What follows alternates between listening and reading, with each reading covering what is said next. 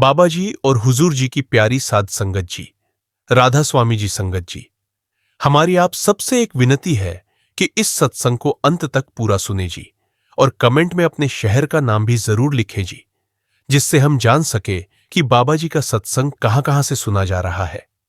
साध संगत जी, आज हम उस सत्य पर चर्चा करेंगे जिससे दुनिया का हर इंसान डरता भी है और जिसके बारे में जानना भी चाहता है। मृत्यु। दुनिया में ऐसा कोई नहीं जो आया है और जाएगा नहीं, लेकिन सवाल यह है कि जब यह शरीर यहीं छूट जाता है तो वह रूह, वह आत्मा सबसे पहले कहां जाती है। महापुरुष फरमाते हैं कि जैसे हम पुराने कपड़े उतारकर नए पहन लेते हैं, ठीक वैसे ही आत्मा इस मिट्टी के चोले को छोड़ देती है।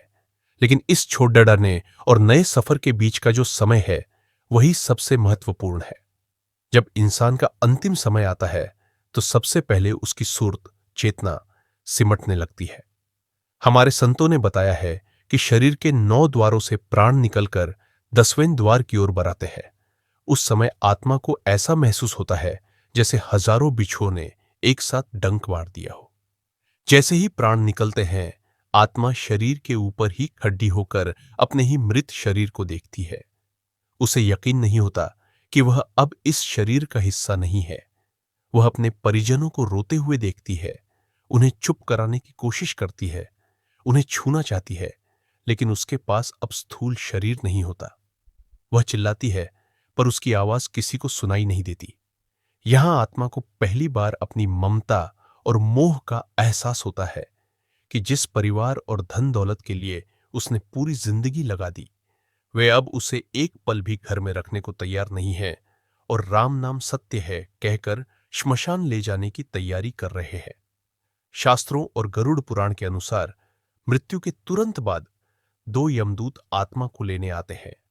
अगर आत्मा ने जीवन भर शुभ कर्म किए हैं, सुमिरन किया है, तो उसे लेने देवदूत आते हैं जो उसे बड्ढे सम्मान के साथ ले जाते हैं।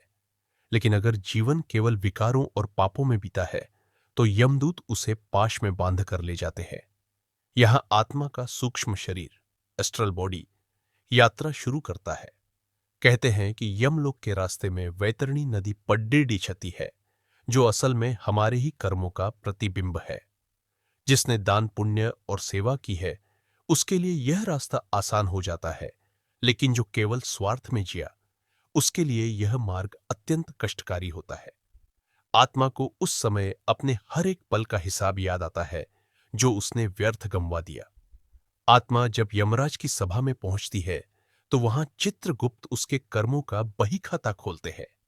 संतों की शब्दावली में इसे लेखा जोखा कहा जाता है। वहां कोई वकील नहीं होता, कोई रिश्वत नहीं चलती। वहां केवल आपके सांसों की पूंजी और नेकियों का हिसाब होता है। गुरु साहिबान फरमाते हैं कि लेखा प्रभु मंगसी बैठा कड़ी वही। अगर इंसान ने जीते जी किसी पूर्ण सद्गुरु की शरण ली है और नाम की कमाई की है, तो धर्मराज भी उसे नमन करते हैं, क्योंकि वह आत्मा शब्द के रंग में रंगी होती है। ऐसी रूहों को नरक के दुखों से बचाकर उनके कर्मों के अनुसार स्वर्ग या फिर से मनुष्य जन्म दिया जाता है, ताकि वे अपनी भक्ति पूरी कर सके। सत्संग का सार यह है कि मृत्यु के बाद आत्मा कहां जाएगी, इसका फैसला मृत्यु के वक्त नहीं, बल्कि अभी इसी वक्त होता है। हम आज जो कर्म कर रहे हैं, जो सुमिरन कर रहे हैं, वही हमारा रास्ते का तोशा, सफर का खाना बनेगा।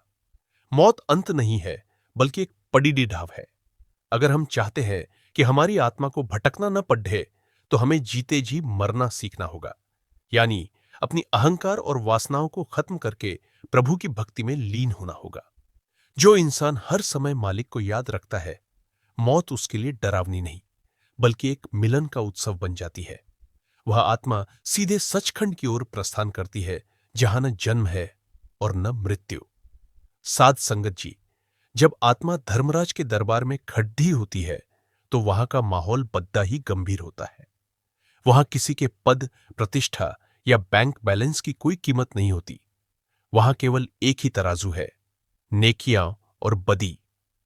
गरुड़ पुराण में वर्णन आता है कि जो लोग दूसरों का हक मारते हैं, बेजुबान जानवरों की हत्या करते हैं या गुरु और माता पिता का अनादर करते हैं, उन्हें अंधतामिश्रम जैसे भयानक नरकों में भेजा जाता है। वहां की सजाएं केवल डराने के लिए नहीं, बल्कि आत्मा पर लगे कर्मों के मैल को धोने के लिए होती है। जैसे सोने को शुद्ध करने के लिए आग में तपाया जाता है, वैसे ही पापी रूह को इन कष्टों से गुजरना पड़ दिया जाता है। लेकिन याद रहे, यह सजा भगवान नहीं देता, बल्कि हमारे अपने ही विचार और कर्म बीज बनकर हमारे सामने आते हैं। जब कर्मों का हिसाब हो जाता है, तब आत्मा को उसके संस्कारों के अनुसार योनि, शरीर दी जाती है। संतों ने बताया है कि कुल 84 लाख प्रकार के जीवन हैं, जिनमें कीड़े मकोड़े, पशु पक्षी, पेड़ज पौधे और जलचर शामिल हैं। मनुष्य जन्म के बाद अगर रूह ने मालिक की बंदगी नहीं की, तो उसे फिर से इसी चक्र में डाल दिया जाता है।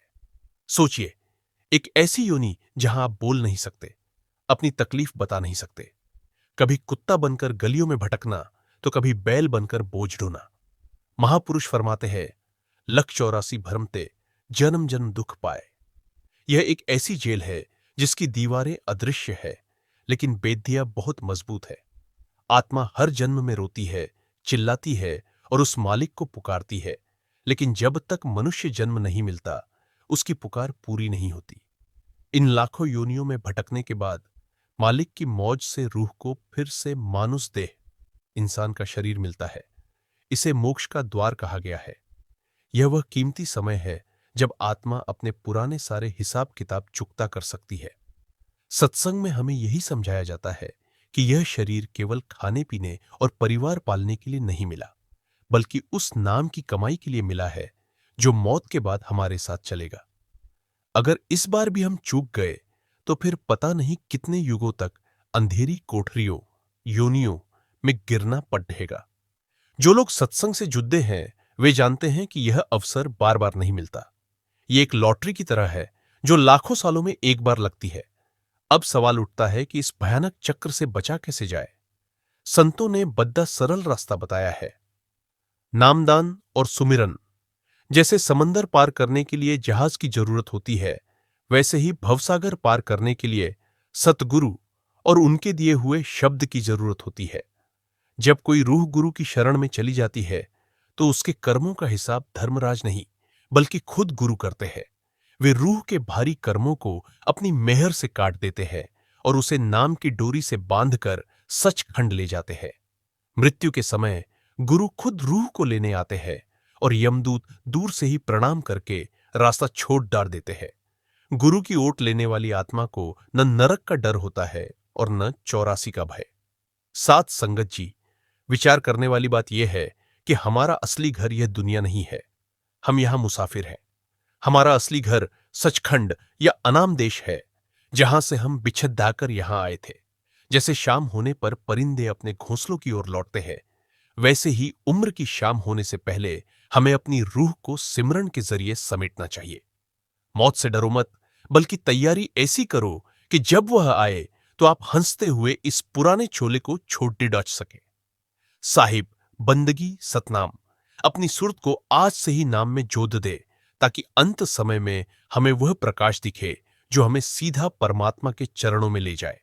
सात संगत जी, आज के इस सत्संग से हमें यही सीख मिलती है कि यह जीवन बहुत अनमोल है और हमें इसे व्यर्थ नहीं गंवाना चाहिए।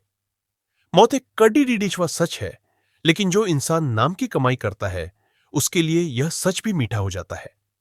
आशा है कि आज की इस चर्चा से आपकी रूह को शांति और सही मार्ग मिला होगा। अगर आपको आज का यह सत्संग प्रेरणादायक लगा हो, तो इस वीडियो को लाइक जरूर करें।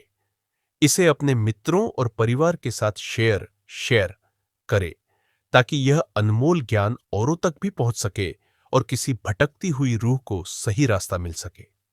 ऐसी ही और आध्यात्मिक चर्चाओं, साखियों और सत्संग से जुड़े रहने के लिए आपके अपने चैनल सत्संग हूट को सब्सक्राइब करें और बेल आइकन को जरूर दबाएं, ताकि कोई भी नया सत्संग आपसे मिस ना हो। अंत में मालिक की रजा में रहे, सुमिरन करते रहे। प्रेम से बोलना, राधा स्वामी जी।